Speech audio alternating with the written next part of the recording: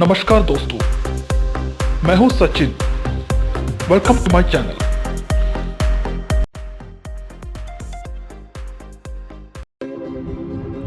नमस्कार दोस्तों, हम आज यहाँ भारतीय समाज में व्याप्त अंधविश्वासों पर एक नजर डालेंगे। हमारे समाज वे है जो बिना किसी प्रमाण के अपने विश्वास में दृढ़ है। हम अपने विश्वास का समर्थन करने के लिए कोई प्रूफ या सबूत नहीं मांगते। आपने हमारे आध्यात्मिक गुरुओं या स्पिरिचुअल लीडर्स को अक्सर एनलाइटमेंट के बारे में बात करते हुए सुना होगा। उन्होंने हमें सिखाया है कि एनलाइटमेंट किसी प्रकार का आध्यात्मिक ज्ञान या आध्यात्मिक अनुभव है। लेकिन इस दुनिया के इतिहास में एक एनलाइटमेंट हुई है। यह यूरोप में 17th और 18th सेंचुरीज में हुआ है। इतिहासकार इसे एज ऑफ एनलाइटमेंट कहते हैं। यूरोपीय लोग जो धार्मिक वर्चस्व और अंधविश्वास के अंधेरे में थे, ये इस पीरियड के दौरान था कि इस तरह के सभी अंधविश्वासों को रिजेक्ट कर दिया था और रीजन, लॉजिक और साइंस के मार्ग चुना गया था। एनलाइटमेंट के पीरियड में एक पॉपुलर स्लोगन थे, सैपेरे ओडे। इसका मतलब है डेयर टू बी वाइज। वास्तव में ये एक पुराने रोमन कवि होरेस द्वारा लिखे गए फर्स्ट बुक ऑफ लेटर्स नामक कविता का एक वाक्यांश है। तो सैप्रे ओडे का मतलब है डेयर टू बी वाइज। एक फ्री थिंकर होने के नाते जो संदेश हम अपने आज के समाज को देना चाहते हैं वो है डेयर टू थिंक या सोचने की हिम्मत।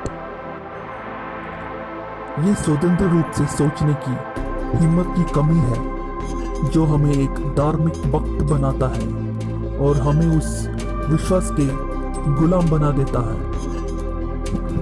यूरोप में एनलाइटमेंट या ज्ञानोदय केवल एक व्यक्ति द्वारा शुरू नहीं किया गया था। बहुत से लोगों ने अलग अलग समय पर इसमें कंट्रीब्यूट किया है। उस समय उधर तर्क संगत सोच और वैज्ञानिक मनोवृत्ति का प्रकाश उपल रहा था। ये उस दौर पर थे कि कई आधुनिक मूल्य और आधुनिक विचार विकसित किए। एज ऑफ एनलाइटमेंट या ज्ञानोदय के दौरान यूरोप में लोग धर्मों के झूठे दावों पर संदेह करने लगे थे। एनलाइटमेंट से जुड़े हम कई दार्शनिकों और वैज्ञानिकों के नाम सुनते हैं। उनमें से कुछ है Francis Bacon, Adam Smith, Immanuel Kant, Voltaire, Spinoza जैसे लोगों। आइजैक न्यूटन भी ऐसा एक व्यक्ति थे जिन्होंने इसमें बहुत योगदान दिया। एनलाइटमेंट से पहले यूरोप में धर्म का तानाशाही हुआ करते थे। ईसाई धर्म ने यूरोप पर पूरी तरह से शासन किया। जो लोग ईसाई धर्म के विचारों के अनुरूप नहीं थे उन्हें जला दिया गया। आज भी ऐसे कई देश हैं जहां ऐसे कानून बने हुए हैं। हम जानते हैं कि पैगंबर का अपमान करना और कुरान का अपमान करना कई देशों में आज भी मौत की सजा है। जैसे कि हमने पहले कहा कि डार्क एजेस में यूरोप पूरी तरफ से क्रिश्चियनिटी के कंट्रोल में था। उन दिनों क्रिश्चियन चर्च को यूरोप में किसी को सजा देना और मारना बहुत आसान था।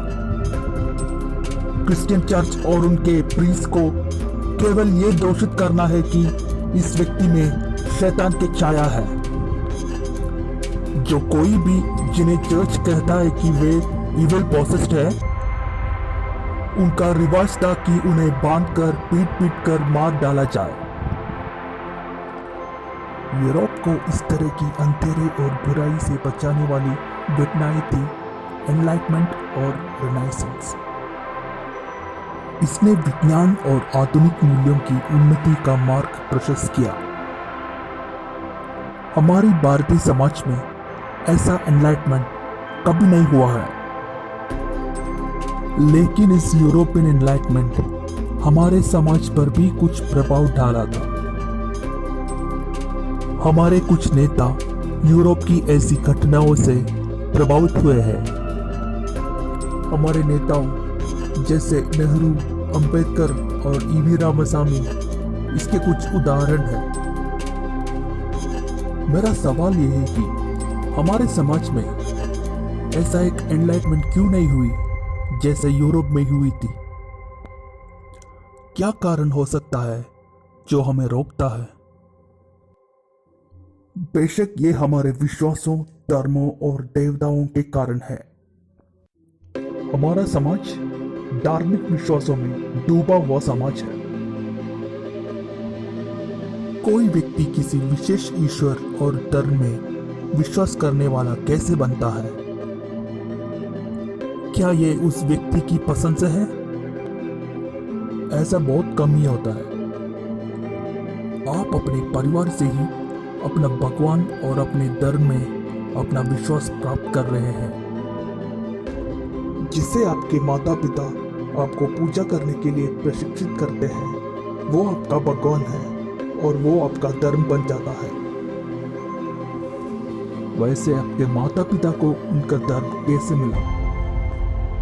बेशक उन्हें यह अपने पूर्वजों से ही मिला है।